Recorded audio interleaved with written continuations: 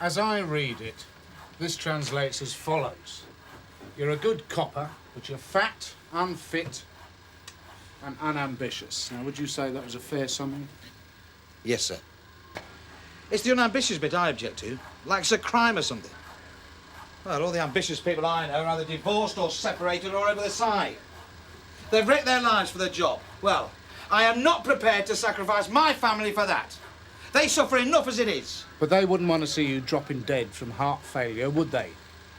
So how about losing a bit of weight, eh? Just for the family.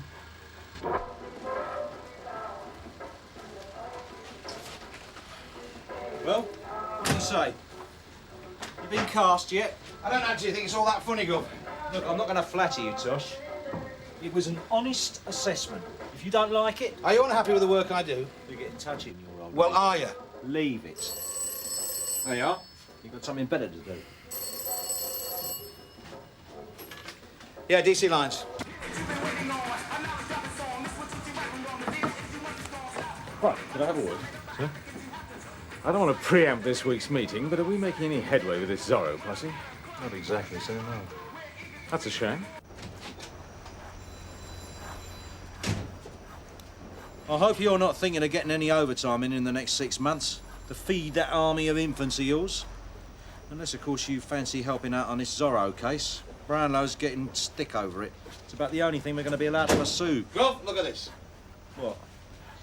Lakeland Avenue, Dorset Road, Sandringham Road, and now on Saturday night, Park Road. All attacks on women. So? It's the same bloke, Gov. Listen. Slut. He called me a slut repeatedly. Filthy slut. He had a knife, craft knife, Stanley knife. Black hat, black hat. He's been staring us in the face. I couldn't give a toss about budgets, Gov. I just want to get this lunatic before he kills someone. I'll be looking for you. You still interested in some overtime, then? Brownlow has definitely got it in for this Zorro bunch. He reckons 4 of us could crack it. A car and a van. You listening to me? You haven't been to see that bank manager again, have you? I thought so, Gov. Come and look at this. All attacks on women. Oh, God, you're getting obsessed. Lakeland Avenue, Dorset Road, Sandringham Road, and now over the weekend, Park Road. Yeah, you told me. Yeah, but it gets worse. Now, if you go back a couple of years ago, Mortimer Road, 1 attack and 1 attempted. 3 years ago, Rochester Way, 2 attacks. It goes on and on and on. And you think it's all the work of the same man? Yeah, but listen. If you look at the crime books, the attacks take place at peaks of activity. I mean, every one of them, just when we're at the busiest. Answering lots of calls. I mean, it's almost like an inside job. Well, I don't believe that for a minute. Well, he might have a radio or something, a frequency scanner. Someone else tried to nick him before, but we've always had no manpower. Yeah, we've got a fat chance now then, haven't we? But listen, Gov, all the attacks take place in the same area. You've got the railway on one side and the cemetery on the other. It's a perfect place for a sterile area surveillance. Oh, come on. Listen, if you put the main obos here, here, and here, and the rest on these corners here, we can monitor everything that goes in and out of there. Nothing can move without us seeing it. And how many men's this going to involve? 40? 50? No, I reckon about 30. 9 to 5, is this? Oh, come on, Gov. Listen, I've just come from a meeting where they have been moaning about CID wasting money. What, you call this wasting money? Look, things are tight. We've got too many crimes, too few people, and no money. You go for a promotion, are you, Gov? Because it sounds like it. I don't try and get smart. What are you going to spend it on then? We need results. The Cleghorns. That's it, isn't it? Now listen. They come in here, they cause a bit of bother, and they go right to the top of the pile. They are victims like everyone else. I'll tell you about victims, shall I? I've spent the whole morning with a girl who's never done anything to anybody, who's never complained about anything. And then this man comes along, this maniac with a knife, and threatens to kill her. Her life lies in little pieces. Same as every other victim. Well, those who come forward. How many do you reckon that is? 3 in 10? Well, if you're prepared to give in to that without a fight, if you're prepared to let him go on attacking women, well, that's your business. Yours and Brownlow's, but it's not mine. Now, are you going to do something? Well, are you? Sir? Yes, come in. Have a word, sir. Yes, fine. Judy, could you look up? Thanks. Yes, what is it? Lyons thinks he's detected a pattern in attacks on women in Sector D. He reckons it's the work of one man. It's similar to a case about 2 years ago. A man armed with a craft knife. No, I don't remember.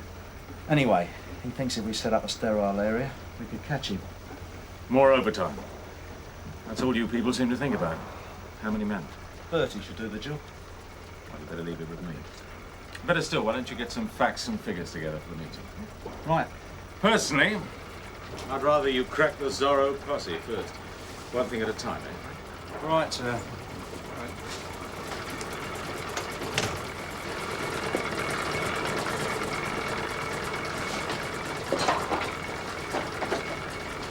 Well, he wants you to get some facts and figures ready for the meeting. That means no, doesn't it? Maybe, maybe not. So at best we get a couple of blokes on it for a few weeks, eh, and that'll be it. I mean, how many more attacks does he want? I'll give you facts and figures. Oi, come here. Who do you think you are, Batman? He's not going to give you anything if you go charging in there shouting at him. I should know. You've got to learn. You've got to play the game. Let him think he's boss. Let him win. Then give in gracefully. And next time, he'll give you And next time somebody gets killed. Look, if you want to do something useful instead of being a spoilt brat, you can plan out those obbos for the meeting, right?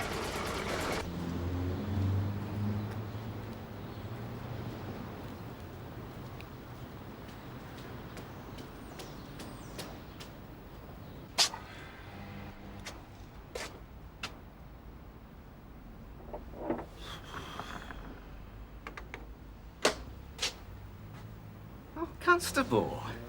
How nice to see we're being taken seriously at last. I can't remember telling you we'd moved here, but I suppose we must have done. It's temporary, of course, until my sister-in-law returns from holiday, but we had to get away. My wife can't bear to be at home. You understand, of course. Of course.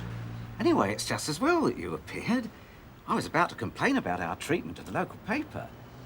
From what I read, your chief superintendent is highly sensitive to bad public relations. Am I right? Yeah, Nicholas Jones, crime desk, is it? Hi, Nick. It's Tosh. Tosh Lines from Sunhill. How you doing?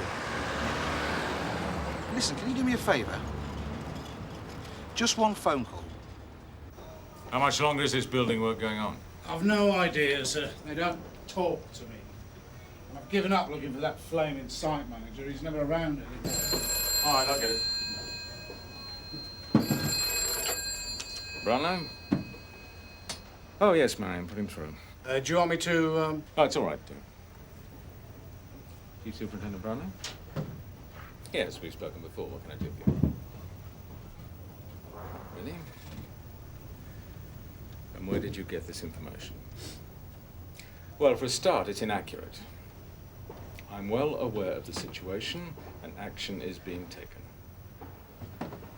No, I can't tell you the nature of the action without prejudicing the plan. And that applies to your proposed coverage. Do I make myself clear? I'm also a very good friend of your editor, all right? Good. Thank you. Now, this one here is Mr. and Mrs. Jackson. It's got a perfect view down Mortimer Road. This first floor flat here is Julie Gardner's. And this is the ideal operations base. There's a community centre. This first floor flat looks right down Bentley Road. Superb, brilliant view. And what's the name of that one? I can't remember. I thought you made notes. Oh, yes, I do remember, yeah. Cleghorn. Oh, no, not them. Not the Cleghorns. Yeah, they've moved temporarily. I don't believe it. Yeah. Put Ted Roach in there. He'll get on with them like an ass on fire. This flat here should give us a perfect view down Bentley Road. who's in that one? Roach. No, I mean the occupants. Oh, sorry, sir. I can't read Lyons' writing. Anyway, with another couple of cars just outside the zone, that should be it. We may have to call in some extra manpower from outside the division, if that's possible. Yeah, well, you'd have to. We can't spare that many. Well, it's very interesting. Any comments, anybody? Any objections? Right. Saturday night and early Sunday morning seems to be the optimum time. I suggest we go ahead as soon as possible, like this weekend. That's if we can all be ready on time. I'll get on to area headquarters and rustle up some reinforcements. All right. Thank you very much, everybody. Frank, could I have a quick word? Sir? I just wanted to let you know that I decided to go ahead with this operation. The decision had nothing to do with a crude attempt at moral blackmail by a member of your department. I just want you to give them this message. If they try a stunt like that again, they're suspended. And if you don't get your rabble under control, the same might well apply to you. Clear? Yes, sir.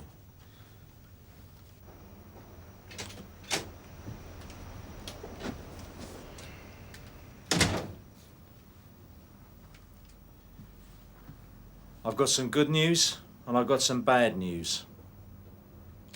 He said no. He said yes. It's on for Saturday if we can set it up in time. That's the good news. What's the bad news? If you ever drop me in it like that again, you're out of a job. No loss to the force, eh, Gov? Fat, unfit and unambitious.